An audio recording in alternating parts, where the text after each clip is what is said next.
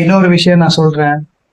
அந்த செந்தில் பாலாஜி அவர்கள் கரூர்ல இருந்து போட்டியிடுறதுக்கு முடியாம திமுக தலைவர் திரு ஸ்டாலின் அவர்கள் கோவைக்கு அது வேட்பாளரா அறிவிச்சாரு.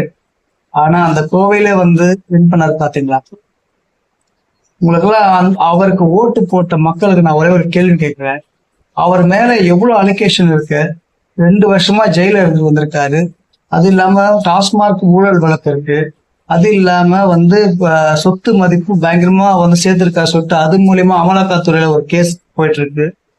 அவரை போய் நீங்க ஓட்டு போட்டு வெற்றி அடைய வச்சிருக்கீங்களே, அந்த கோவை அவருக்கு ஓட்டு போட்ட மக்கள்லாம் உங்களுக்கு எல்லாம் வெக்கமாவே இல்லையா? அவங்களுக்குலாம் ஏன் தளபதி ஸ்டாலின் அவர்கள் கொளத்தூர் தொகுதியில வின் பண்ணியிருந்தா நான் சந்தோஷப்பட்டிருப்பேன். ஏன்னா மிகப்பெரிய ஆளுமை பெற்ற தலைவர் அவர் தோல்வி அடைஞ்சதுக்கே உண்மையிலே சொல்றேன். நான் வேற ஒரு கட்சி நிர்வாகியா இருந்தாலும் சரி, நான் அதை எனக்கே மனசு வலிக்குது. மிகப்பெரிய ஆளுமை பெற்ற ஸ்டாலின் அவர்களே தோல்வி அடைஞ்சிருக்காரு. ஆனா எல்லா தவறுமே செய்யற அந்த செந்தில் பாலாஜி அவர்கள் அவரை போய் நீங்க வெற்றி அடைய வச்சிருக்கீங்களே, உங்கெல்லாம் சோறு தான் திங்கிறீங்களா? உண்மையிலே என்ன திங்கிறீங்களே தெரியல. சத்தியமா சொல்றேன், இதெல்லாம் ஜீர்ணிக்கவே முடியல. இந்த மாதிரி சாராயம் காசுறவன், கொலை பண்றவன், கொள்ளை அடிக்கிறவன், ஊழல் பண்றவன், லஞ்சம் வாங்குறவன், அட்டூழியம் பண்றவன் அத்தனை பேரையும் நீங்க எம்எல்ஏ ஆக்குங்க தயவு செஞ்சு. நாடு உருப்படமா போட்டோம், நாடு நாசமா போட்டோம். அப்போவே அந்த காலத்துல PS வீரப்பா சொல்லிட்டாரு, இந்த நாடும் நாட்டு மக்களும் நாசமா போகட்டும் சொல்லிட்டு அப்பவே சாபம் கொடுத்து போயிட்டார். அந்த மாதிரிதான் நடந்துட்டு இருக்கு.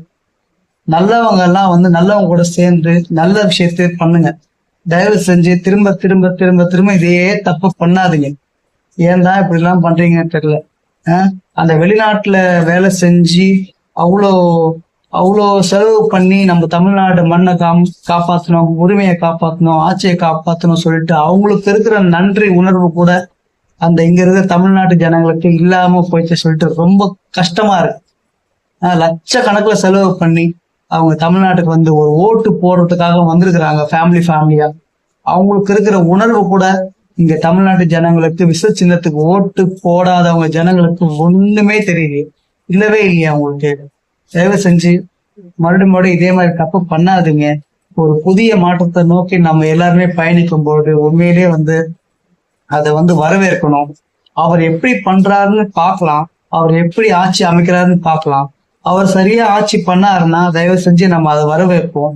ஆட்சி சரியா பண்ண தெரியல, நாமளே நம்ம கேள்வி கேட்போம். இதுதான் ஜனநாயக நாடு. இந்த ஜனநாயக நாட்டுல யார் வேணா அரசியல் கட்சி ஸ்டார்ட் பண்ணி அவங்களுடைய ஆட்சி அதிகாரத்தை கைப்பற்ற நினைக்கலாம், தப்பு கிடையாது. அவங்கவுங்களுக்கு ஒரு ஃபேஸ் வேல்யூ இருக்கு. ஏன் 15 வருஷமா